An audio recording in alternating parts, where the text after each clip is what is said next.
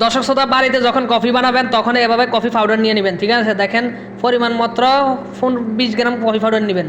হ্যাঁ, coffee powder নেওয়ার পরে কফি পাউডারের সাথে একটু গরম পানি দিয়ে পাউডারটা মিক্সিং করবেন। তো দেখতে পাচ্ছেন আমি এখানে গরম পানি নিতে আসি, দেখেন। তো এই তো পরিমাণ মতো একটু গরম পানি দিবেন, নিয়ে এটাকে মিক্সিং করবেন।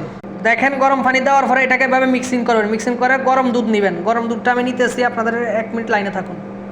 তো গাইস দেখতে পাচ্ছেন গরম দুধ নিছি, গরম দুধ দিয়ে এভাবে গরম দুধের সুন্দর মিক্সিং করবেন। হ্যাঁ, মিক্সিং করতে থাকবেন, মিক্সিং করতে করতে তারপরে সুন্দর করে একটা ডিজাইন করবেন। এভাবে ডিজাইনটা প্রথমে এভাবে ছেড়ে দিবেন, তারপর হচ্ছে 2 নম্বরটা, তারপরে 3 নম্বরটা, 4 নম্বরটা, 5 নম্বর, 6 নম্বরটা দিয়ে উপর দিকে উঠিয়ে এভাবে লাভ আঁকবেন। এবার দেখেন আমার ডিজাইনটা কীরকম হয়েছে। দেখতে পাচ্ছেন আমি কফিটা কিভাবে বানাইছি, এভাবে কিন্তু আপনি বাসায় ট্রাই করে বানাইতে পারেন। আর এই দুধটা গরম করছি, যে দুধটার আপনার কালারটা দেখেন একদম ক্রিমের মতো গরম হয়েছে, বুঝছেন? দেখেন এবার